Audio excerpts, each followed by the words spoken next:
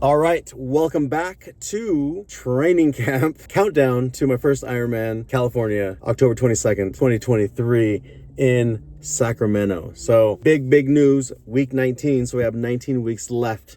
That is the official week count. So big news. Today's Wednesday, and I figured out, well, two things. Number one, I'm starting to figure out my body, how my body is responding to the amount of work that I'm doing, the rest I'm getting, and which workouts are stronger than others. And one of the things that I'm really focusing on this part of the training, the first part of the training, the first 6 months was dedicated to just swimming. I mean, that's all I did, swim. I was doing, 3,000 meters a week. So that was, 1,000 per. And that's not a lot, but I had to learn a whole new technique. It was the first time being formally taught how to swim, and 6 months of just swimming. Now for this last 6 months, or the second half of the training, I'm really focusing on my run. Now, it's not to say that I've mastered my swimming. The swimming is doing good. And now it's making sense because, I would listen to, some interviews, or I would watch, the Global Triathlon Network. And one of the things that people kept on saying is that swimming is all about technique. And when I was learning how to, putting in the work and learning the new swim technique, which is total immersion, I was doing the best I can to not just learn the technique, but to put in the time, put in the, they say that it takes about 10 years or 10,000 hours to master something. Well, I wasn't going to master swimming in a year, but I knew that the more time I put in, the more comfortable and the more dialed in I'm going to be in to this new technique that I'm learning. Although 1,000 meters per visit or per session, 3,000 a week doesn't sound like a lot, but it felt like a lot. And so now that I'm perfecting my technique, I don't feel like I need to put in the time. That sounds kind of horrible, but what I'm saying is, instead of putting in the amount of time the distance. And I'm not worried about the distances because I'm worried about the technique. And if I can master that technique, then the distance really doesn't matter, right?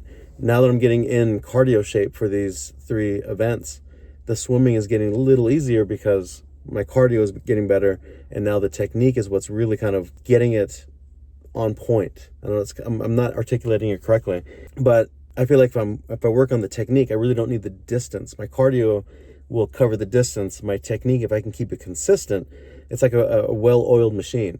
If I can keep that machine oiled where it's just no friction, meaning if I can just streamline it and maintain that consistency, then the swimming is going to be, I don't want to say easier, but it's going to be consistent and manageable. How's that? That's a proper word. So now it's making sense, right? In the beginning, it didn't make sense. Now it's making sense. I'm like, okay, light bulb. So the run, I'm now focusing on the run. I'm also noticing that my cardio shape is increasing tremendously from the run. In the past, I really don't have any feelings towards running, and I wanted to stay away from running as much as I can because I've had 2 surgeries on my knees. I've had meniscus surgery on one, meniscus surgery on the other, and in my head, I was thinking, if I run, then I'm going to reach my arthritic stage faster. And I didn't want to go through arthritis. I was very afraid of arthritis. Again, I didn't know anything about arthritis at the time.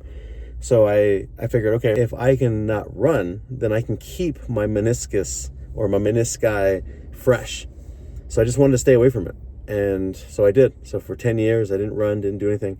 And the reason I had the fear is because my doctor said, my surgeon, in 10 years, you're going to experience arthritis. And I'm like, I don't know what it is. I don't know what it feels like. I mean, I know what it is, but I don't know what it feels like. So I didn't want to feel it. So I just stayed away from running. Now that I come up with this goal, I'm now forced to run, and I'm realizing that my cardio how much running improves your cardio. It's amazing. So now that I'm running and I'm increasing my cardio, the swimming, if I can keep the technique, now it's just keep it consistent. It's manageable. So that's why I'm really focusing on the run, because I'm realizing that this run is for me and for my body is going to dictate how well I do in this run or on this race. So I'm really focusing on the run. And one of the things that I've had issues with the run is that I didn't have a bounce. I didn't have that bounce.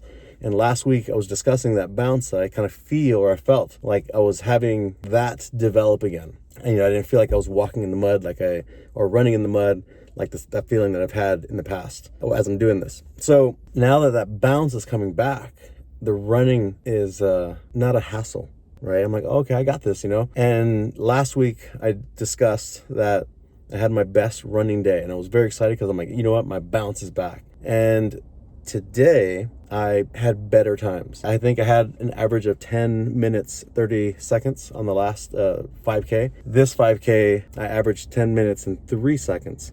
So my average times are now going lower. I'm now seeing 9-minute miles, which is, again, late 9, but I'm still the first month in. So I know that I'm improving and I'm enjoying the run because I'm focusing on it so much. So my spring is coming back, and I had a great run today. Probably the best run I've had so far. So I really wanted to express these ideas, or not these ideas, but this excitement. And the other thing that I figured out is my recovery, right? So last week when I had the best times, that was on a Wednesday, it was my first running day. And then my second running day was on a Friday. And by Friday, I already felt, or I can see the numbers, but I can feel that I was dragging, right? My body was tired and it wasn't fresh. So then the next run was on a Saturday. And again, it was hard. It felt like I was in mud again. I didn't feel like I had that freshness that I experienced on Wednesday. So I was like, okay, I know my body's tired. Fair enough. So then today, last time I ran was Saturday, and now today's Wednesday. So I ran, I can't believe I'm even saying this. I had a short running session. My running session was only 41 minutes. So I had 41 minutes of running and averaged 10 minutes and 3 seconds. And I had that really, really good run. I'm like, wow, my body feels great, just like it did last Wednesday. Oh, I see what's going on. What's happening is I'm understanding now how much rest it needs. So if my last run was on Saturday, Sunday, Monday, Tuesday, Wednesday, that's 4 days of rest from running. I had the same amount of rest this time, 4 days. After 4 days, my body feels great when it comes to running. Then I start to get tired. So I'm like, okay, well, that's good information to know, because as long as I can, my last run, really, really good long run, should be 4 days before the Ironman. Because then I can give my body the rest it needs in those 4 days, and then I can feel fresh again. Okay, good mental note. I do not want to run anything within 4 days of the race, because then I'll feel sluggish. So that's good information to know. I'm going to put that in the memory bank.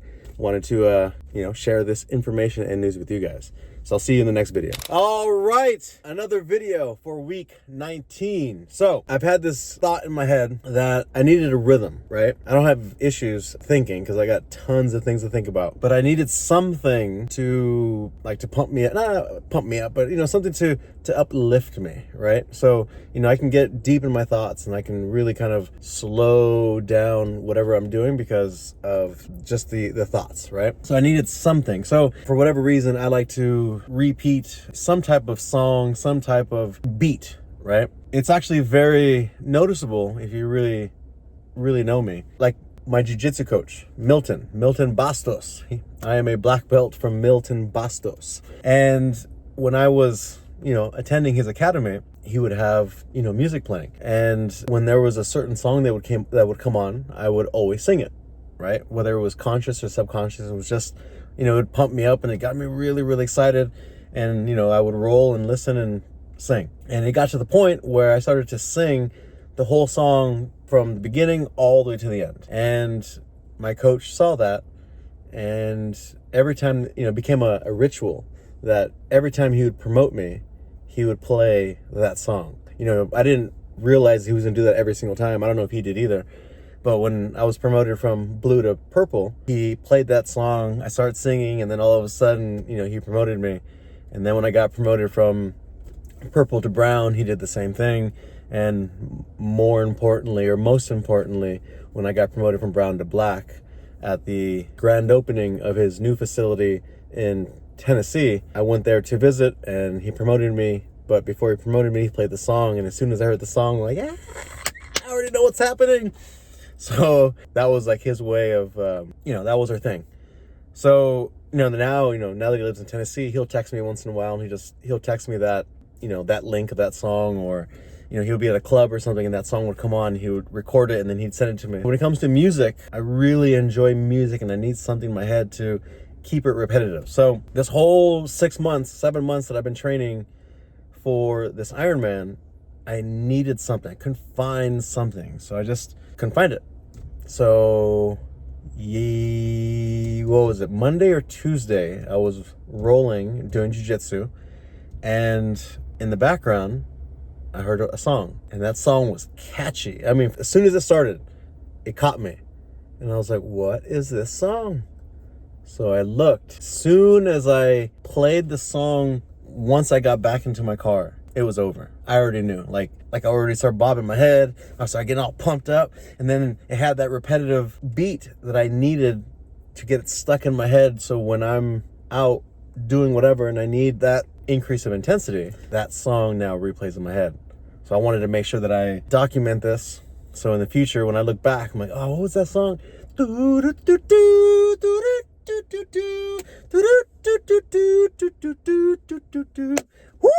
The song is called Narco by Blaster Jax and Timmy Trumpet. I never heard of it or heard of them, but that trumpet, oh man, it stuck in my head and it pumps me up. So now when I've been swimming and running, well, sorry, I haven't swum yet. I'm going swimming now. When I was running and when I was cycling, it was playing in my head. I was like, okay, here it is. Found my song. So that's the song that's been pumping me up, that's been keeping me going.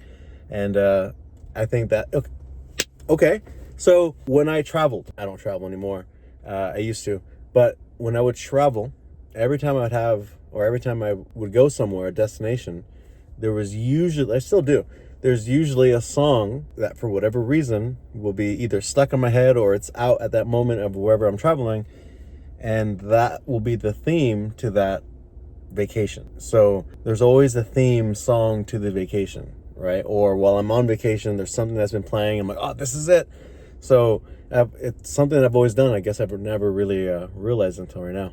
So things that I learn about myself by speaking to people or speaking to the camera.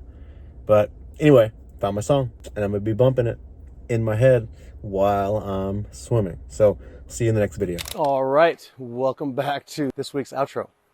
As I'm walking Dozer on this beautiful day, let's break down this week. I just got back from swimming, so I got swimming goggle eyes. So let's break down the grades for this week. Let's start off with swimming. All right, I'm not gonna even say it. So I got 2 days in. I did very, very good. I hit all the meters in the time that I was supposed to hit. So I give myself an A+. I've been doing great on the swimming. I'm actually very, very happy with my swimming. And yeah, I'm going to continue to give myself an A. So I'm doing wonderful with swimming. The cycling. I think this week I did 1 day inside. I believe I did one. It was like cold outside.